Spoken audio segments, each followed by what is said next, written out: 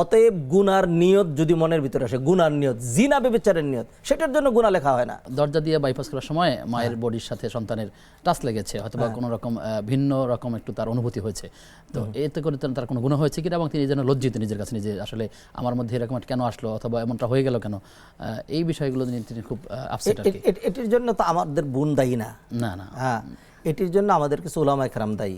হ্যাঁ, ইতিপূর্বে আমরা দেখেছি অনেক এরকম ভ্রান্ত ফতুয়া টিভি থেকেও দিয়ে থাকেন, যে কোনো মা যদি তার সন্তানের গায়ে এরকম করে ধরে, অথবা কোনো বাবা যদি তার মেয়ের গায়ে হাত দেয়, অথবা সেইখানে যদি তার অন্যরকম কিছু কল্পনা থাকে, তাহলে সেই ক্ষেত্রে মানে আরও জটিল জটিল যেসব ফতুয়া, সেক্ষেত্রে এই কারণে তার মা হারাম হয়ে যাবে। এইগুলি একদম ভ্রান্ত, 100% মিথ্যা এবং উদ্ভট ফতুয়া এগুলো।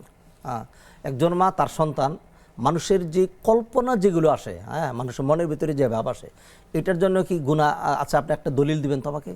যারা এইগুলি বলছেন, কোরআন হাদিস থেকে একটা দলিল দিবেন, কোন হুজুর কি বলেছেন সেগুলি কি দলিল? ভ্রান্ত কথাবার্তা।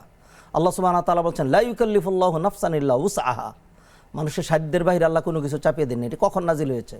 যখন আল্লাহ আগে বলছিলেন, লিল্লাহি মা ফিস সামাওয়াতি ওয়া মা ফিল আরদ ওয়া ইন তুবদু মা ফি আনফুসিকুম, তোমাদের মনের ভিতরে যা কিছু আছে এটা প্রকাশ করো অথবা নাই করো, আল্লাহ তোমাদেরকে পাকড়াও করবেন। সাহাবায়ে কেরাম বললেন, ইয়া রাসূলুল্লাহ, মনের ভিতরে তো কত কিছুই আসে। তখন আল্লাহ এটা আয়াত নাজিল করে জানিয়ে দিলেন যে না, মানুষের মনের ভিতরে যা যা কল্পনা হয় সেটার জন্য গুনাহ হয় না। নবীজির আর একটা হাদিস দিচ্ছি আমি, নবীজি বললেন, আল্লাহ আমাল ইনদাল্লাহি সাবা, আল্লাহর নিকট আমল হলো 7 ধরনের, 7 রকম। তার মধ্যে একটা আমল হলো, কেউ যদি কোনো গুনাহ নিয়ত করে, ধরুন একজন ব্যক্তি নিয়ত করলো যে আমি যদি চান্স পাই তাহলে আমি জিনাটা করবো, অ্যাডাল্টারি, অমুক মেয়ের সাথে আমি অপকর্ম করব, এটা তার প্ল্যানে ছিল মনের ভিতরে অনেক দিক থেকে। হ্যাঁ, কিন্তু শেষমেশ সুযোগ পায় নাই। সুযোগ পায়নি মানে আল্লাহ তাকে বাঁচিয়ে দিয়েছেন। এই যে এতদিন প্ল্যান ছিল, এটার জন্য তার একটা গুনাহ লেখা হবে না। কিন্তু কেউ যদি নেক আমলের নিয়ত করে যে ইনশাল্লাহ আমি ভালো কাজটা করব, আমি এবার উমরায় যাব, এটা নিয়ত করলো, রমাদানে 1000 মানুষকে ইফতার করাবো, কিন্তু পরবর্তীতে পারলো না, ওই যখন নিয়ত করেছিল তখনই তাকে সব দিয়ে দেওয়া হয়েছে, যখন বাস্তবায়ন করবে তাহলে ডাবল। অতএব গুনার নিয়ত যদি মনের ভিতরে আসে, গুনার নিয়ত, জিনা ব্যভিচারের নিয়ত, সেটার জন্য গুনাহ লেখা হয় না।